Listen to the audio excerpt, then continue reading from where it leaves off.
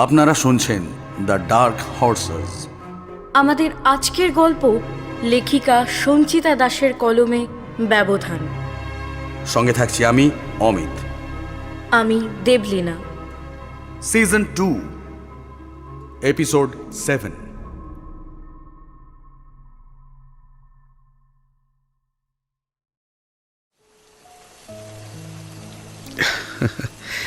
তোমার এত চোখের জলে যে এই প্রদীপের অস্তিত্ব শেষ হয়ে যাবে আলো, তখন কি হবে? হবে না, তুমি দেখে নিও। আচ্ছা, তুমি এত ভালো কেন? হ্যাঁ হ্যাঁ গো, ভালো আর আমি, এটা তোমার ভুল ধারণা আলো।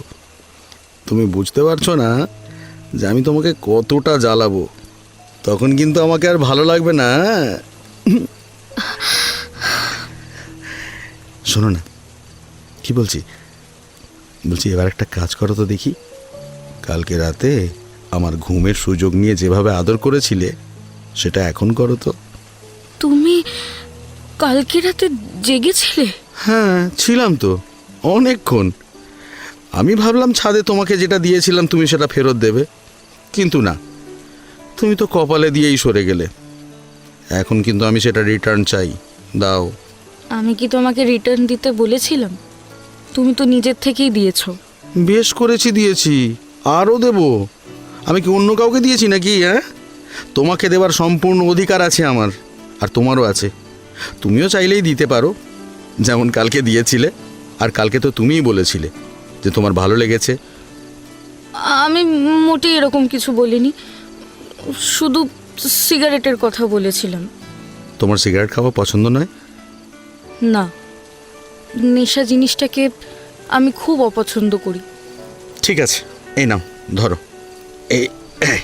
এই নাও আমার সিগারেট, আর এই নাও লাইটার। ধরো, দেখো আমি বেশি খাই না, দিনে 2 কি 3টে, ঠিক আছে? কিন্তু এখন থেকে এটাও বন্ধ, ওকে? হ্যাপি? সত্যি বলছো তো? আর খাবে না তো? একদম সত্যি, আমি মিথ্যে বলি না গো আলো, যতক্ষণ না ঠেলায় পড়ি। কিন্তু এখন মন থেকেই বলছি, আর খাবো না।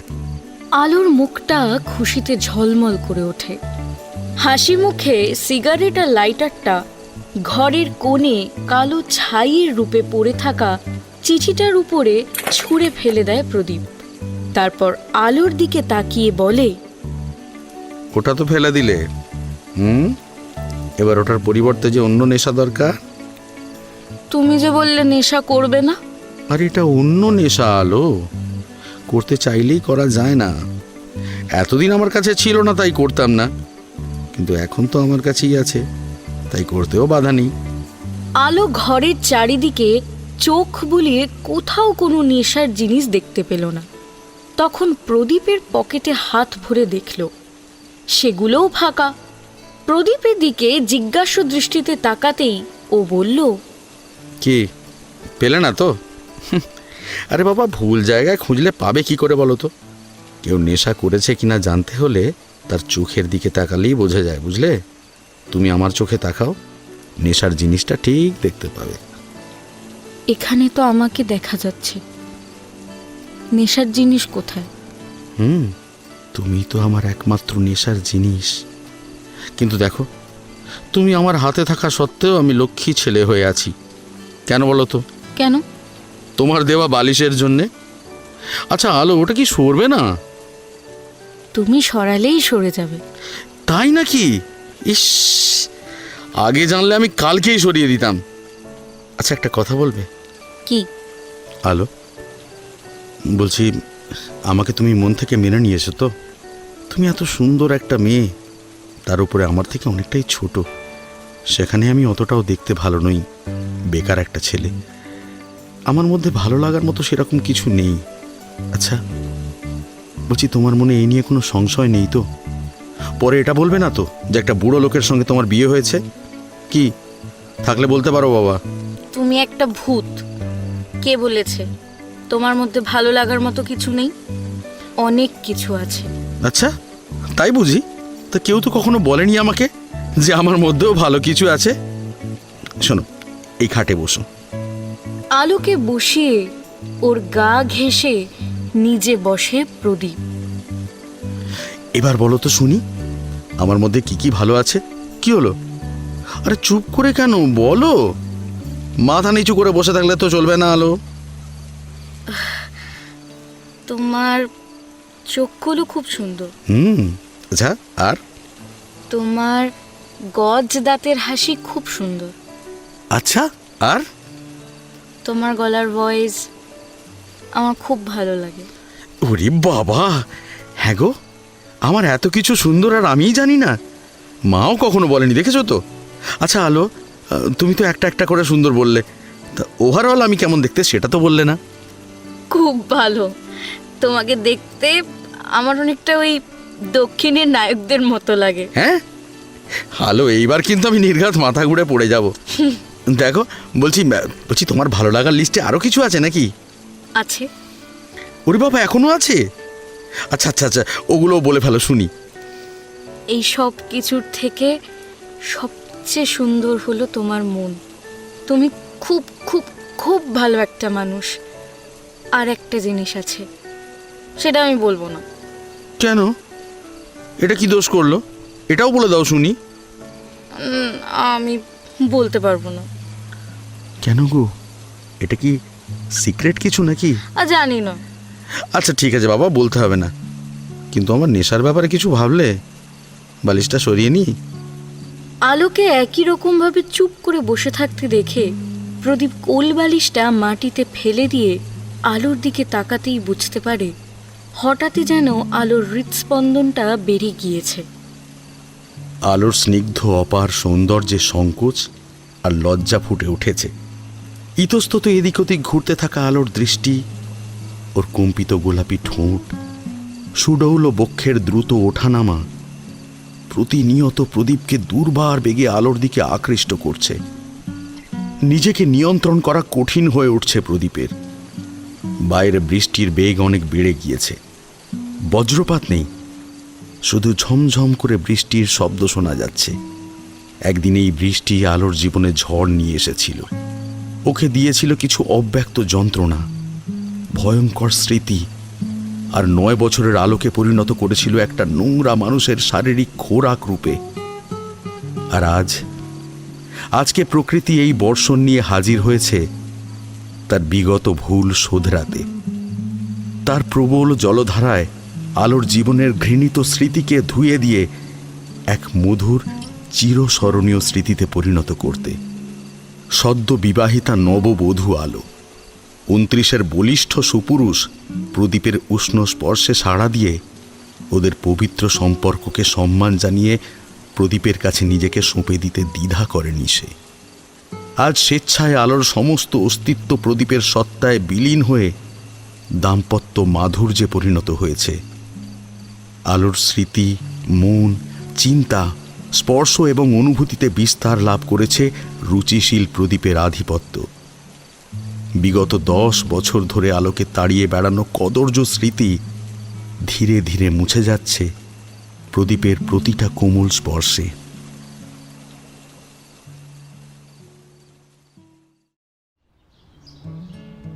রাতের বৃষ্টির ছিটে ফোঁটাও অবশিষ্ট নেই আকাশে, না আছে কালো মেঘের ঘনঘটা। পরিষ্কার নীল আকাশে মেঘেরা হাওয়াকে সঙ্গী করে ছুটে ছুটে খেলা করে বেড়াচ্ছে। আবহাওয়ার ঠান্ডা ভাবটা থেকে গিয়েছে। চারিদিকে তাকিয়ে দেখলে মনে হচ্ছে সারা রাত ধরে কারা যেন গাছগুলোকে ধুয়ে পরিষ্কার করে দিয়েছে, আর সূর্য হাজির হয়েছে তার শীতল রশ্মি দিয়ে গাছগুলোকে শুকোনোর জন্য। সূর্যর কিরণ গাছের প্রতিটা পাতাকে করে তুলেছে আরো সজীব আর প্রাণবন্ত। গাছ ধোয়া জল গড়িয়ে এসে ধুলো ঢাকা পিচের রাস্তাগুলোকেও পরিষ্কার করে দিয়েছে। মনে হচ্ছে যেন এই রাস্তায় সদ্য পিচ ঢালা হয়েছে। বন্দনা দেবী রান্নাঘরের মেঝেতে বসে তরকারি কুটছেন আর বারবার মাথা তুলে আলোর দিকে তাকাচ্ছেন। আলো ভিজে চুলগুলোতে একটা শুকনো গামছা জড়িয়ে এক মনে জলখাবারের জন্য আটা মাখছে আর মাঝে মাঝে ওভেনে বসানো তরকারিটা নাড়ছে। বন্দনা দেবীর মেয়ের দিকে বারবার তাকানোর কারণ ছিল আলো নিজেই। কালকে আলোর হাসি মুখের মধ্যেও কিছু একটার অভাব দেখেছিলেন তিনি। যেটা আজকে আর নেই। বরং তার পরিবর্তে আলোর সমস্ত মুখে দেখা যাচ্ছে এক চমক, আর মাঝে মাঝে ওর মুখে ফুটে ওঠা হালকা হাসির রেখায় স্পষ্ট লজ্জার ছাপ, যা বন্দনা দেবী দৃষ্টি এড়ায় না। একজন মেয়ে হিসেবে আলোর এই হাসির কারণ বুঝতে তার একটুও অসুবিধে হয় না। আর আলোর এই পরিবর্তন যে বন্দনা দেবীর মনে কতটা প্রশান্তি এনে দিয়েছে এটা তিনিই জানেন। তার মনে আলোকে নিয়ে বাসা বাঁধা কাঁচা ঘরের ছাদটা যেন তিনি পাকা হতে দেখতে পাচ্ছেন। আত্মরূপ রান্নাঘরে এসে মা আর আলোর দিকে পর্যায়ক্রমে তাকায়। মা, বলছি প্রদীপদাকে আমার সঙ্গে দোকানে নিয়ে যাব? তোমরা দুজনে তো রান্না নিয়েই ব্যস্ত থাকবে। প্রদীপদা একা ঘরে চুপ করে বসে থেকে কি করবে? তার থেকে ভালো আমার সঙ্গে একটু ঘুরে আসুক। কিরে আলো, তুই কি বলিস? আমি আবার কি বলবো? যাকে নিয়ে যাবি তাকে গিয়ে বল। আর বাবা কি বলে দেখ। না না, বাবাকে বলেছি, বাবাকে বলতেই সঙ্গে সঙ্গে হ্যাঁ বলে দিয়েছে। আর তুই আগে প্রদীপদাকে চাটা দে। না উঠলে চাটা কাকে দেব? প্রদীপদা উঠেছে, তুই গিয়ে চাটা দিয়ে আয় আর যাওয়ার কথাটাও বলিস, তারপর আমি গিয়ে বলছি। আত্মরূপ যেতে গিয়ে আবার রান্নাঘরের দিকে ঘুরে আলো বলতেই আলো দাদার দিকে তাকিয়ে বলে, বলতে হবে না, তোর চায়েরও জল আমি নিয়ে নিয়েছি। এই না হলে আমার বোন? বন্দনা দেবী আত্মরূপ আর তরুণবাবুকে দ্বিতীয়বার চা দিয়ে প্রদীপের জন্য চা নিয়ে নিচে যায় আলো। ঘরে ঢুকতেই খুব লজ্জা লাগছে আলোর। লজ্জাটা ঘরে যাওয়ার জন্য নয়, প্রদীপের সামনে যাওয়ার জন্য। কিন্তু না গিয়েও তো কোনো উপায় নেই, দাঁড়িয়ে থাকলে চাটা যে ঠান্ডা হয়ে যাবে। কাপড়টা ঠিক করে নিয়ে আলো ধীর পায়ে ঘরে ঢুকতেই সামনে প্রদীপকে দেখতে পায়। প্রদীপ চুল আঁচড়াচ্ছিল। ওর পাশে এসে দাঁড়ায় আলো। আরে সুপ্রভাত আলো। তোমার চা। যাক, এতক্ষণে তাহলে আলোর দর্শন মিলল। আমি তো সকাল থেকে ভেবেই পাচ্ছি না যে বাইরে অন্ধকার নেই, কিন্তু আমার চারিদিকে আলো নেই কেন। এবারে বুঝতে পেরেছি, বাইরের অন্ধকার কেটেছে সূর্যের আলোতে, কিন্তু আমার আলোর দেখা তো এতক্ষণে মিলল, আর সেই জন্যে চারিদিক আলোয় ভরে উঠল। কি ঠিক বলেছি তো আমি? আলো কোনো উত্তর না দিয়ে চুপ করেই থাকে। শুধু ওর মুখে লজ্জার সাথে ফুটে ওঠে এক চিলতে হাসি। প্রদীপ আলোর দিকে তাকিয়ে চায়ের কাপটা নিতে নিতে বলল, তোমার এই হাসিতেই না আমার সারাটা দিন ভালো যাবে। এই এই এই শোনো শোনো, বলছি এবার থেকে প্রতিদিন সকালে চোখ খুলেই যেন তোমার মুখে এই হাসিটাই দেখতে পাই। এখন আমি বুঝতে পারছি আমার দিন কেন খারাপ যেত। আলো জিজ্ঞাসু দৃষ্টিতে তাকাতেই প্রদীপ বলে, আরে বাবা, সকালে আমি যখন বেরিয়ে যাই তখন তো আর মা ওঠে না, তাই অগত্যা আয়নার সামনে দাঁড়িয়ে নিজের মুখটাই দেখতে হয়। এই কালো বিচ্ছিরি মুখ দেখলে দিন তো কালো যাবেই। শোনো, তুমি এরকম কথা কিন্তু আর কখনো বলবে না। তুমি মোটেই দেখতে খারাপ না, আর কালো তো নয়ই। ছেলেদের এই রকমই রং ভালো। অতিরিক্ত ফর্সা হলে কেমন যেন বোকা বোকা লাগে। তোমার রংটাকে বলে শ্যামবর্ণ। তাছাড়া রঙে কি এসে যায় বলো? মানুষের মনটাই তো আসল, তাই না? তার ব্যবহার, কথাবার্তা, শিক্ষা, আচার আচরণ, এগুলো দিয়েই তো মানুষের মূল্যায়ন হওয়া উচিত। গায়ের রং দুধে আলতা, অথচ মনটা নোংরাতে ভর্তি, দৃষ্টিতে অবজ্ঞা, ব্যবহারে কথায় অহংকার ঝরে পড়ছে। এরকম রঙের কি প্রয়োজন বলো তো? এরকম রঙের কোনো দরকার নেই। তার থেকে তুমি আমার কাছে ঢের ঢের ভালো, খুব ভালো। আর হ্যাঁ, কালোই হলো জগতের আলো। অন্ধকারেই বোঝা যায় কে তোমার আপন আর কে তোমার পর। দিনের আলোয় সবাই তো একা পথ চলতে পারে, কিন্তু রাতের অন্ধকারে পাশে এসে হাত ধরে কিছু না বলেও যে তোমার মনে সাহস জোগায়, একটা শব্দ না বলেও তোমার মনকে বুঝিয়ে দেয় ভয় নেই, আমি আছি তোমার সঙ্গে, সেই তো আপনজন, সব থেকে কাছের মানুষ, একজন প্রকৃত বন্ধু। প্রদীপ আলোকে যত দেখছে, ওর কথা যত শুনছে, ততই অবাক হচ্ছে। সময় আর অভিজ্ঞতা মিলে আলোকে যে বয়সের থেকে অনেক বেশি পরিণত করে তুলেছে, সেটা প্রদীপ খুব ভালো করেই উপলব্ধি করছে। প্রদীপের এটা দেখে সব থেকে বেশি ভালো লাগছে যে আলো ওর সঙ্গে আস্তে আস্তে সহজ হচ্ছে। বিগত রাত নিয়ে প্রদীপের মনে যথেষ্ট ভয় ছিল আলো কিভাবে নেবে বিষয়টাকে, কিন্তু আলোকে ধীরে ধীরে ওর লুকোনো সত্তার বাইরে আসতে দেখে প্রদীপ বুঝতে পারে যে গতকালকে নেওয়া ওর সিদ্ধান্ত একদম সঠিক ছিল। প্রদীপ আলোর দিকে তাকিয়ে আলোর অগোচরে এই মুহূর্তে নিজেকে একটা দায়িত্ব দেয়, একটা সংকল্পে বদ্ধ করে। আলো, তোমার অতীতের সমস্ত কালো স্মৃতি তোমার মন থেকে আমি মুছে দেব। এত ভালোবাসবো তোমাকে যে তোমার মনে সব সময় আমিই থাকব। তুমি চেয়েও অন্য কিচ্ছু ভাবতে পারবে না, তোমার অতীত তো নয়ই। প্রদীপকে নিজের দিকে এক দৃষ্টিতে তাকিয়ে থাকতে দেখে আলো বলে, আমার দিকে তাকিয়ে থাকলে হবে?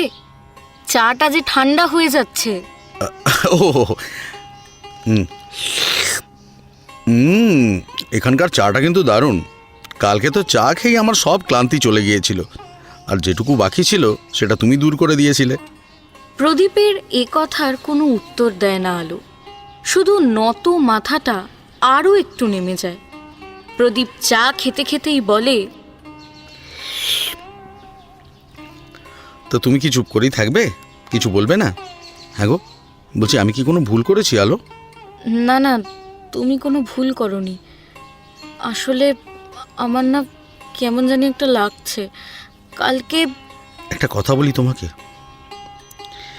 দেখো তোমাকে আমি যতটা ছোট ভেবেছিলাম তুমি কিন্তু অতটাও ছোট নও। কালকে তুমি আমার কি অবস্থা করেছো জানো? জামাইবাবুর কথাই সত্যি প্রমাণিত হলো। তোমার নখগুলো না কাটতে হবে, তুমি বাঘিনী একদম। এতে অবশ্য তোমাকে খুব একটা দোষ দেওয়া যায় না, আমি একটু বেশি জ্বালিয়েছি তোমাকে, তাই না? মোটেই না, আমি আজকেই নখগুলো কেটে দেব। তোমার কোথায় লেগেছে? তুমি না ভীষণ সরল আলো। আরে আমি তোমার সঙ্গে মজা করছি, তুমি বুঝতে পারছো না? নখ কাটার কোনো দরকার নেই, তোমার হাতে নখগুলো খুব ভালো লাগছে। ওদের কথার মাঝেই আত্মরূপ বাইরে থেকে আলোকে ডাক দেয়। প্রদীপ আলোকে ছেড়ে দিয়ে ওকে ঘরে আসতে বললে আত্মরূপ হাসি মুখে ঘরে এসে প্রদীপের সামনে দাঁড়িয়ে বলে, প্রদীপদা, আমার সঙ্গে দোকানে চলুন, বাড়িতে একা একা বোর লাগবে। হ্যাঁ, সে আমি যেতেই পারি, কিন্তু তোমার বোন কি বলছে দেখি। প্রদীপের কথা শুনে আত্মরূপ আর আলো দুজনেরই খুব ভালো লাগে। আলো অবাক হয় এটা ভেবে যে প্রদীপ ওর মতামত জানতে চাইছে, আর আত্মরূপের এটা দেখে ভালো লাগে যে প্রদীপ আলোকে গুরুত্ব দিচ্ছে। আত্মরূপ বলে, হ্যাঁ, আলোর সাথে আমি কথা বলেছি, ওর কোনো অসুবিধা নেই। আপনি চা খেয়ে তৈরি হয়ে নিন, আলো আপনাকে জলখাবার দিয়ে যাচ্ছে, তারপর একসঙ্গে বেরোবো। এই এক মিনিট, তোমরা কি শুরু করেছো বলো তো? না না, তোমাদের সঙ্গে কথা বললে হবে না, একেবারে উপর মহলে কথা বলতে হবে আমাকে। কথাগুলো শেষ করার সাথে সাথেই প্রদীপ চায়ের কাপ হাতে নিয়ে উপরের দিকে রওনা হয়। এদিকে আলো আর আত্মরূপ হতভম্ব হয়ে একে অপরের দিকে তাকিয়ে এটা বোঝার চেষ্টা করে ওরা ভাই বোনে করলোটা কি। ওদের দোষ জানার জন্য ওরাও প্রদীপের পিছন পিছন দ্রুত উপরে যেতে লাগলো। প্রদীপ রান্নাঘরে গিয়ে বন্দনা দেবীকে ডাক দেয়। মা, এ কি বাবা, তুমি রান্নাঘরে?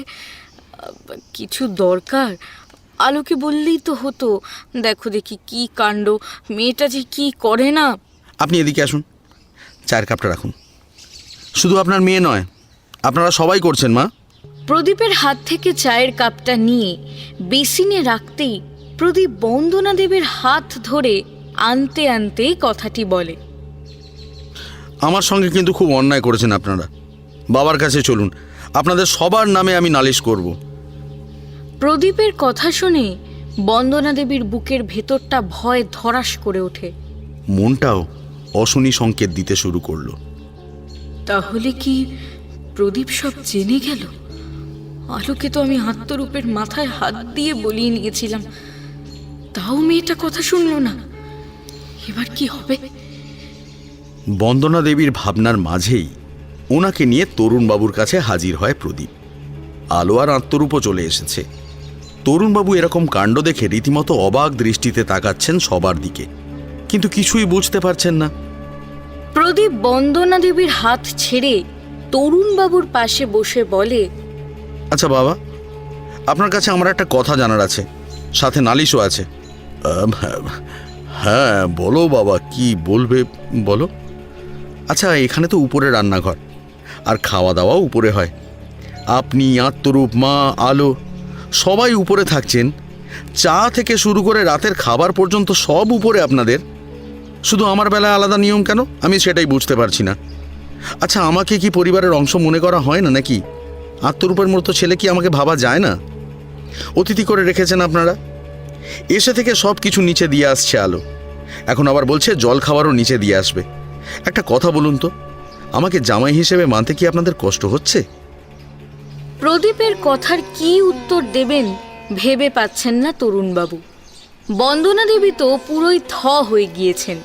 তিনি কি ভেবেছিলেন আর কি হচ্ছে। আলু আর আত্মরূপের অবস্থাও অনেকটা একই রকম। নিস্তব্ধতা কাটিয়ে তরুণবাবুই প্রথম বললেন, হ্যাঁ, এ তো সত্যি ভারী অন্যায়। তুমি একেবারে ঠিক বলেছো বাবা, নিচে নয়। বন্দনা, প্রদীপকে এবার থেকে কিন্তু আমাদের সঙ্গে উপরেই খেতে দেবে। আরে বাবা, ও তো এখন আমাদের আরেকটা ছেলে নাকি?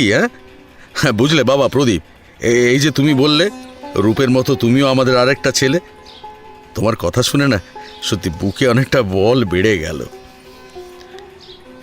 সত্যি তো বড় ভুল হয়ে গিয়েছে বাবা, আর হবে না এমন ভুল। আরে বাবা, এখনো আপনাদের কারোর সঙ্গে ভালো করে কথাই বলা হলো না। দেখুন, আমি এখনই বলে রাখছি, এই বেলা কিন্তু আমি আত্মরূপের সঙ্গে যাচ্ছি। আপনাদের যা রান্না করার করে নিন। সন্ধে থেকে কিন্তু আমি সবার সঙ্গে এখানে বসে জমিয়ে গল্প করব। রান্নাঘরে কিন্তু কারোর পা রাখা চলবে না। আমি তো বলছি, দিনের রান্নাগুলোই একটু করে তুলে রেখে দেবেন, তাহলেই হবে। সবাই তো ঘরের, তাই না? আর হ্যাঁ, রাতের খাবার আমরা সবাই একসাথে বসেই খাবো। আমাদের বাড়িতেও কিন্তু এই নিয়মটাই চালু আছে। বেশ বাবা, বেশ, তাই হবে, তাই হবে। আলো, প্রদীপ, রূপ আর তোর বাবার জলখাবার রেডি কর, যা। প্রদীপের দিকে তাকিয়ে স্ত্রী হিসেবে আলো যেন গর্ব অনুভব করল। পরক্ষণেই দ্রুত পায়ে রান্নাঘরে চলে গেল। তরুণবাবু সবার অলক্ষ্যে চোখটা মুছে নিয়ে বললেন, যাও বাবা, তোমরা ও ঘরে গিয়ে খেয়ে নাও, যাও। ও ঘরে নয়, আপনার সঙ্গে এই ঘরে বসে খাবো। আসলে সেই কবেই তো বাবাকে হারিয়েছি, আপনার মধ্যে বাবাকে নতুন করে পাচ্ছি। আমি খুব লাকি, আর এই সুযোগটা কিন্তু আমি মোটেই হাতছাড়া করছি না। তরুণবাবু তার দুই ছেলের সঙ্গে বসে আলোর তৈরি লুচি, তরকারি আর মিষ্টি খাচ্ছেন, সাথে গল্পও করছেন। ঠিক এই সময় কাকুলি নবীনকে নিয়ে ওদের ঘরে আসে। ওদের আগমন এই সময় কেউই প্রত্যাশা করেনি। তবুও নবীন এই বাড়ির আর এক নতুন জামাই, তাই বন্দনা দেবীর সাথে আত্মরূপ আর তরুণবাবু হাসি মুখে ওদেরকে ভিতরে আসতে বলে। আলো আর প্রদীপও সৌজন্যমূলক হাসিটা দেয়। কাকলি হাসতে হাসতে বন্দনা দেবীকে বলে, বুঝলে জেঠিমা, তোমাদের ঘর থেকে লুচি তরকারির যা গন্ধ বেরিয়েছে না, উফ দারুণ গন্ধ পেয়েই ও আমাকে বলছে এখন লুচি করতে। আমি বললাম তো এখানে যতই বানাই জেঠিমার ঘর থেকে আসে ওরকম গন্ধ জীবনেও বেরোবে না, আর টেস্ট তো ওরকম হবেই না। এ হলো আলোর হাতের জাদু। তাই সময় নষ্ট না করে ওকে নিয়ে চলে এলাম। আছে তো নাকি? না সব শেষ? না না, শেষ কেন হবে, আছে। বস, তুমিও বসো নবীন, আমি এক্ষুনি আনছি। আপনাদেরকে অসুবিধায় ফেললাম না তো? না না, একেবারেই না। নিজের মনে করে এসেছো, এতেই আমি খুব খুশি হয়েছি। এত সুন্দর গন্ধ যে নিজেকে আটকে রাখতে পারলাম না। তারপরে ভাবলাম চলেই আসি, প্রদীপদার সাথেও আলাপ হয়ে যাবে। আমরা তো একে অপরকে চিনি না এখনো। ভালো করেছো, তুমি বলছি কিন্তু। অবশ্যই অবশ্যই, আমি তো আপনার থেকে ছোট।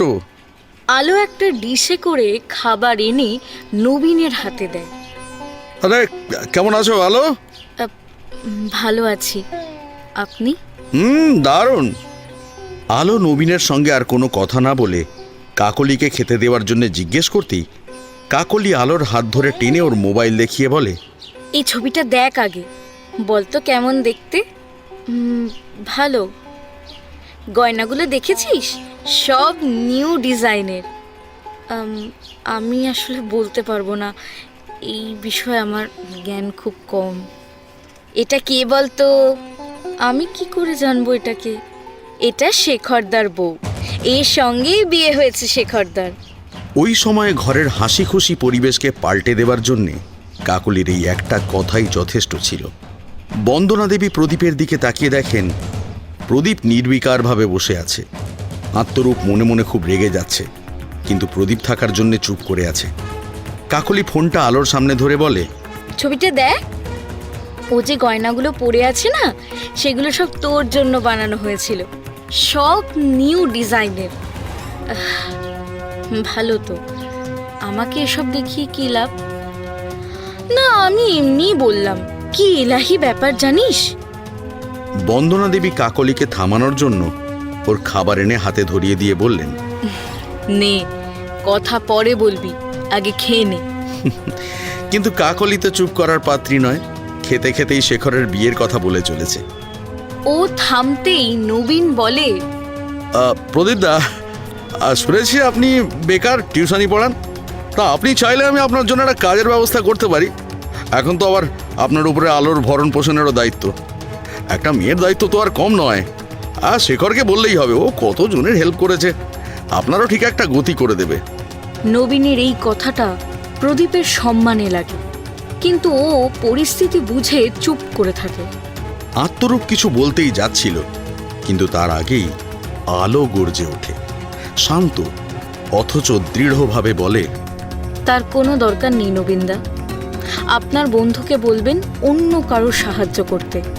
এমন অনেক মানুষ আছে যাদের আমাদের থেকেও বেশি কাজের দরকার। আমাদের চিন্তা না করে আপনি বরং আপনার কথা বলুন। আপনার ব্যবসা কেমন চলছে? শুনছিলাম ব্যবসার জন্য চড়া সুদে অনেক ঋণ করেছেন, সেগুলো সব শোধ হয়ে গিয়েছে তো আপনার? আলোর কথা শুনে ওখানে থাকা সবাই আগের থেকেও বেশি অবাক হয়। নবীনের খাওয়া শেষ হয়ে গিয়েছিল। ও রেগে উঠে দাঁড়িয়ে যায় এবং কাকলিকে বলে, এখানে আসাটাই আমাদের ভুল হয়ে গেছে। মুখ দিয়ে কথা না বেরোনো আলোর মুখ দিয়ে যেন 20 বাক্য বেরোচ্ছে। এর মধ্যে বউকে তো বেশ ভালোই বস করেছেন প্রদীপদা। যেদিন ওর সত্যিটা জানবেন না, সেদিন দেখবো আলোর এত কথা কোথায় থাকে। হ্যাঁ, চলো এখান থেকে। কাকলি যেতে গেলেই আলু ওকে দাঁড়াতে বলে বড় বড় পা ফেলে পাশের ঘরে যায়। ফিরে আসে শেখরের জিনিস ভর্তি সেই ব্যাগ হাতে, যেটা এসে আলো গুছিয়ে রেখেছিল। ব্যাগটা নবীনের হাতে দিয়ে বলে, এটা আপনার বড়লোক বন্ধুকে দিয়ে দেবেন। বলবেন এটাতে ওনার সব অহংকার যত্ন করে ভরা আছে। আর বলবেন আমাদের তরফ থেকে বিয়ের জন্য অনেক অভিনন্দন। আলো ওখানে আর না দাঁড়িয়ে পাশের ঘরে চলে যায়। কাকলি রাগে গজগজ করতে করতে নবীনকে নিয়ে বেরিয়ে যায় ওখান থেকে। বন্দনা দেবী আলুর কাছে যেতে গেলে আত্মরূপ মায়ের হাত ধরে আটকে প্রদীপকে বলে, প্রদীপদা, বলছি আপনি একটু দেখুন না আলোকে। হ্যাঁ, যাচ্ছি। আত্মরূপ, প্রদীপকে এখন আলোর কাছে পাঠালি কেন? ও যদি সব বলে দেয়? মা, শোনো শোনো শোনো, আমার কথাটা মন দিয়ে শোনো। তুমি মনে হয় প্রদীপদার দিকে তাকাওনি। এতক্ষণ না আমি শুধু আলোকে আর প্রদীপদাকেই দেখছিলাম। কাকলির মুখে আলোর সত্যি জানার কথা শুনে প্রদীপদার মুখে একটা হাসি ফুটে উঠেছিল গো। মা, কেন জানি না আমার না মনে হচ্ছে যে প্রদীপদা আলোর ব্যাপারে সব জানে। দেখো কি করে জানলো সেটা আমি জানি না, তবে আমার মন বলছে যে সব জেনেই আলোকে গ্রহণ করেছে প্রদীপদা। তুমি দেখলে না প্রদীপদার অপমানে আলো কেমন প্রতিবাদ করলো। মা, আমরা আলোর এত কাছের মানুষ হয়েও ওকে যে নিরাপত্তা দিতে পারিনি, প্রদীপদা কিন্তু এই কদিনেই সেটা আলোকে দিয়েছে। মা, শেখরের সঙ্গে যদি কখনো দেখা হয়, ওকে জড়িয়ে ধরে একটা ধন্যবাদ জানাবো আলোকে বিয়ে করতে না আসার জন্যে। ও আসেনি বলেই আলোর সঙ্গে প্রদীপদার বিয়েটা হয়েছে।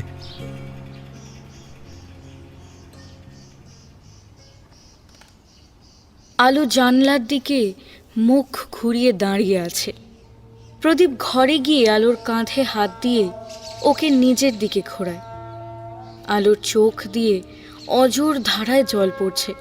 প্রদীপ আলতো হাতে জল মুছে দিয়ে বলে, বাবা, আমার বাঘিনী যে গর্জনও করতে জানে এটা তো জানতাম না। ওরা কেন তোমাকে ওভাবে বলবে? আমরা কি ওদের ব্যাপারে নাক গলাতে গিয়েছি? ছি, আলো এভাবে বলে না, আমার কাজ নেই বলেই বলেছে। এটা তো সত্যি যে তোমার বর কিচ্ছু করে না। সেটা আমি বুঝবো। আমার বর বেকার না শাকা সেটা ওদেরকে দেখতে আমি বলিনি। কিন্তু আলো, কথাটা তো মিথ্যে নয়, বলো। তুমি খুব ভালো জানো তো। দেখো, তুমি খুব তাড়াতাড়ি একটা ভালো কাজ পেয়ে যাবে, তখন আর আমাদের কেউ কিচ্ছু বলতে পারবে না।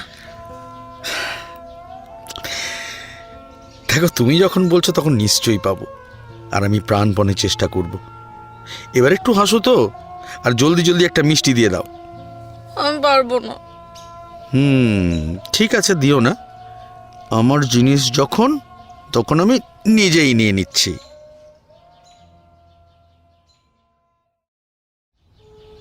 আলোদের ফেরার সময় উপস্থিত। আলো আসার সময় শাড়ি পরে এসেছে, কিন্তু যাচ্ছে সালোয়ার কামিজ পরে। বন্দনা দেবী আলোকে এই পোশাকে দেখে বললেন, তুই এলি শাড়ি পরে আর যাচ্ছিস সালোয়ার কামিজ পরে? প্রদীপ দেখে কি বলবে বলতো? যা, এটা পাল্টে একটা শাড়ি পর।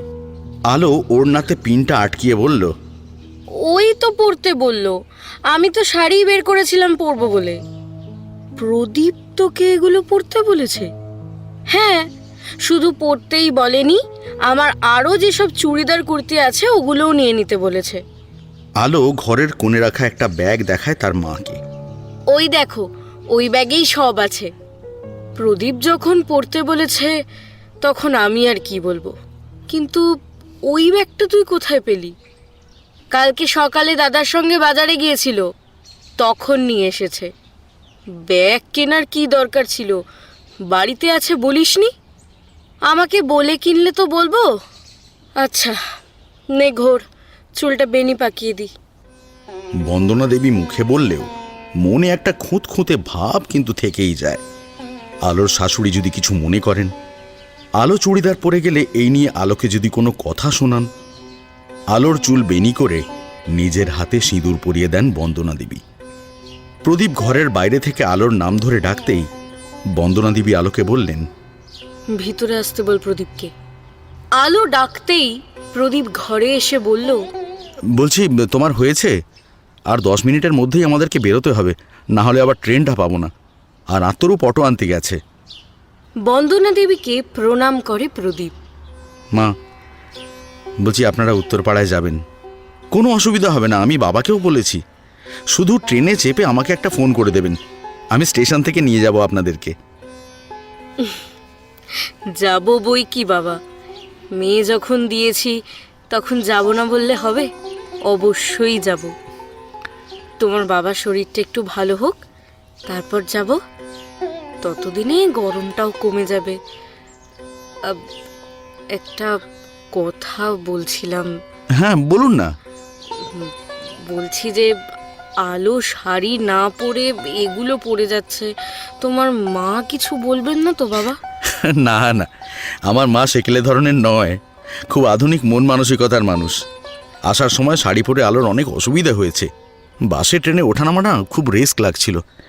আসলে শাড়ি পরতে যে অভ্যস্ত নয় সেটা বোঝাই যাচ্ছিল। আর আমার তো মাঝে মাঝে ভয়ও করছিল যে ও পরে না যায়। এরপরেও যদি আমি ওকে শাড়ি পরিয়ে নিয়ে যাই তাহলে বরঞ্চ মাই আমাকে বকবে। তার থেকে ভালো বাবা এইগুলোই পরে চলুক, যেটাতে ওর কমফোর্ট ফিল করবে সেটা পরাই ভালো। আর আমার বা আমার মায়ের এতে কোনো সমস্যাই নেই। প্রদীপের কথা শুনে বন্দনা দেবী আর কিছুই বললেন না, বরং তার খুব ভালো লাগে এটা ভেবে যে প্রদীপ আলোর সুবিধা অসুবিধের কথা চিন্তা করছে। আলো এখন প্রদীপের বউ, ও যেভাবে খুশি ওর বউকে নিয়ে যেতে পারে। প্রদীপ ব্যাগগুলো হাতে নিয়ে বলল, বলছি আমি ব্যাগগুলো বাইরে নিয়ে যাচ্ছি, তুমি এসো আলো। হ্যাঁ। আত্মরূপ প্রদীপ আর আলোকে স্টেশন পর্যন্ত পৌঁছে দিয়ে আসে। প্রদীপ বারণ করলেও শোনে না, ওদেরকে ট্রেনে তুলে দিয়ে ট্রেন ছাড়ার পর দোকানে যায়। আসার সময় আলোদের যে দুর্ভোগ হয়েছিল, ঈশ্বরের কৃপায় ফেরার সময় সেরকম আর কিছুই হয়নি। বসার জায়গাও ভালো মতনই পেয়েছে দুজনে। আর ট্রেনও সঠিক সময়ে ওদেরকে গন্তব্যে পৌঁছে দিয়েছে। বাড়িতে আসতে ওদের দুপুর হয়ে যায়। বাড়িতে এসে আলো একটু ভয়ে ভয়ে ওর শাশুড়িকে প্রণাম করে। প্রদীপের কথায় এগুলো পড়ে তো এসেছে, কিন্তু এখন শাশুড়িকে ভয় পাচ্ছে। আলোকে এই পোশাকে দেখে মালাদেবী এই বিষয়ে কিছু না বলে বেশ নরমভাবে বললেন, ঠিক আছে, ঠিক আছে, অনেকটা পথ এসেছো, ঘরে গিয়ে জামা কাপড় ছাড়ো, আমি জল এনে দিচ্ছি, কেমন? জল খেয়ে স্নান করে ভাত খেয়ে দুজনে একটু রেস্ট নাও। সন্ধ্যের সময় তোমাদের ওখানকার সব গল্প শোনাবো, কেমন? যাও, ঘরে যাও। মালাদেবীর কথায় আলো ঘাড় নাড়িয়ে ঘরে চলে যায়। মালাদেবী প্রদীপের দিকে তাকিয়ে বলেন, মেয়েটা ভয়েই মরছে, আমি কি বলবো এই ভেবে। হ্যাঁ রে, তুই আমার নামে কিছু বলেছিস নাকি রে আলোকে? আমি আর কি বলবো, শুধু বলেছি যে তুমি একটু কড়া ধাতের। মালাদেবী প্রদীপের পিঠে একটা চাপড় মেরে বলেন, আমি কড়া ধাতের? কোথায় কড়া দেখলি তুই আমাকে? আলোর সঙ্গে আমি একবারও খারাপ ব্যবহার করেছি বল? প্রদীপ মাকে জড়িয়ে ধরে বলে, ওর সঙ্গে কেন খারাপ কিছু করতে যাবে তুমি?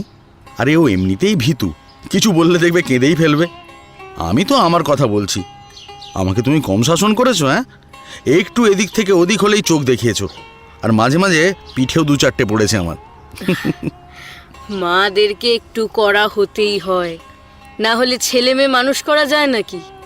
তোর বউকে এখন এত শান্ত ভীতু দেখছিস তো, যখন ও ছেলে মানুষ করবে তখন আর এরকম থাকবে না, আমার চেয়েও বেশি কড়া ধাতের হবে, দেখে নিস। দরকার নেই মা, তুমি আলোকে শান্তই থাকতে দাও। ওর হয়ে তুমিই বরং আমার ছেলেটাকে মানুষ করে দিও, কেমন? কথাটা বলেই প্রদীপ মালাদেবী কিছু বলার আগেই ওখান থেকে তাড়াতাড়ি ঘরে চলে যায়। মালাদেবী ছেলের যাওয়ার দিকে তাকিয়ে মৃদু হেসে রান্নাঘরে গিয়ে খাওয়ার ব্যবস্থা করতে শুরু করেন। যত দিন যাচ্ছে আলো ধীরে ধীরে ততটাই সহজ হচ্ছে প্রদীপ আর মালাদেবীর সঙ্গে। প্রদীপের সব কিছুতেই নিজের ভালো লাগা অনুভব করছে আলো। আলো আর প্রদীপের বিয়ের মাত্র 1 মাস হয়েছে। প্রদীপ আরও 2টো টিউশনি শুরু করেছে সন্ধ্যের পর, সেজন্য বাড়ি আসতে একটু বেশিই দেরি হয়। সকালে উঠে চা খেয়েই প্রদীপ বেরিয়ে যায় টিউশনি পড়াতে। আসে বেলা 12:30-1টার সময়। স্নান করে খেয়ে একটু রেস্ট নিয়ে আবার বিকেলে বেরিয়ে যায়, ফিরে সেই রাত 10টা নাগাদ। দিনের বেলায় ফিরতি পথে বাজার করে নিয়ে আসে প্রদীপ। এতে প্রদীপের দুদিকেই সুবিধে হয়। 1, সকালে টিউশনি থাকার জন্য বাজার করার সময় পায় না, ফিরতি পথে বাজার করলে ওর কোনো অসুবিধে হয় না। আর দ্বিতীয়ত, বাড়ি যাওয়ার আগে সবজিওয়ালারা একটু কম দামেই সবজি দিয়ে যায়। ব্যস্ততা থাকলেও আলো আর মায়ের উপর প্রদীপের কর্তব্যের কোনো ত্রুটি নেই। সকালে প্রদীপের যাওয়ার আগেই আলো উঠে পড়ে। আজকে প্রদীপকে চা করতে দেয়নি আলো। সারাদিন একটা মানুষ এত পরিশ্রম করছে, আর সকালে যাওয়ার সময় চা করে নিজেও খাচ্ছে আর সাথে আলোকেও দিচ্ছে। এটা আলোর মোটেই ভালো লাগে না। তাই প্রদীপকে একরকম জোর করেই চা করা থেকে ছুটি দিয়েছে। প্রথম দিন আলোর হাতের চা খেয়ে প্রদীপ বলে,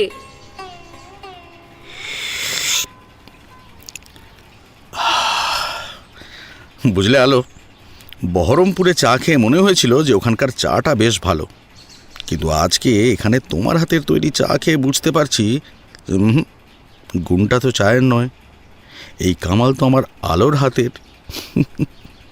প্রদীপের মুখে প্রশংসা শুনে আলোর মুখের জ্যোতির মাত্রাটা যেন আরও একটু বেড়ে যায়, যেটা প্রদীপের চোখ এড়ায় না। আলো মৃদু স্বরে প্রদীপকে জিজ্ঞেস করে, তোমার ভালো লেগেছে? আলবাত লেগেছে। আরে তুমি খুব সুন্দর চা বানাও। তাহলে কাল থেকে আমি চা তৈরি করি।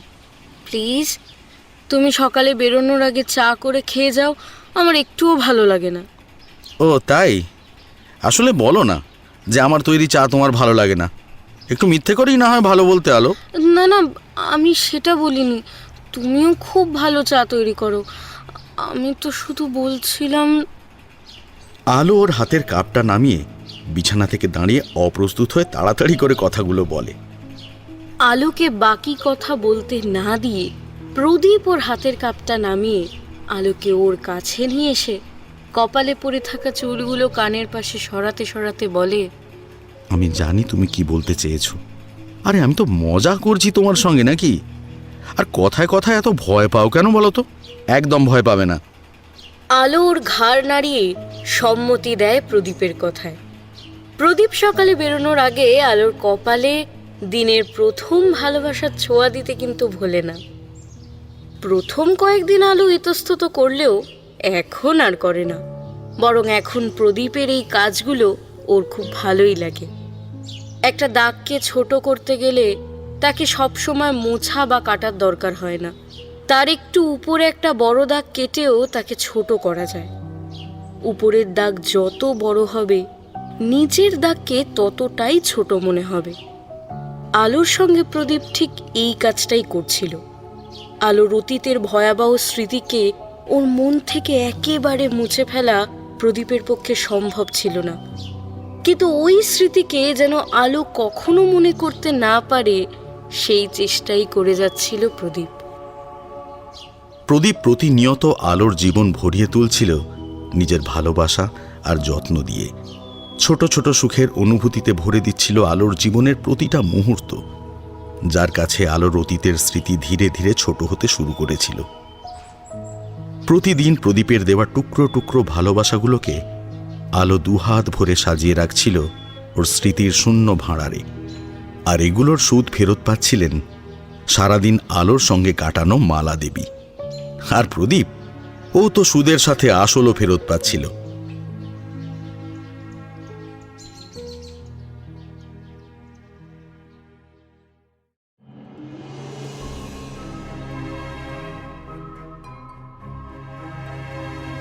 এতক্ষণ আপনারা শুনছিলেন সঞ্চিতা দাসের কলমে ব্যবধান। যদি গল্পটি আপনাদের ভালো লাগে তাহলে চ্যানেলটিকে সাবস্ক্রাইব করবেন, পাশে থাকা বেল আইকনটি প্রেস করে দেবেন এবং শুনতে থাকবেন দ্য ডার্ক হর্সেস।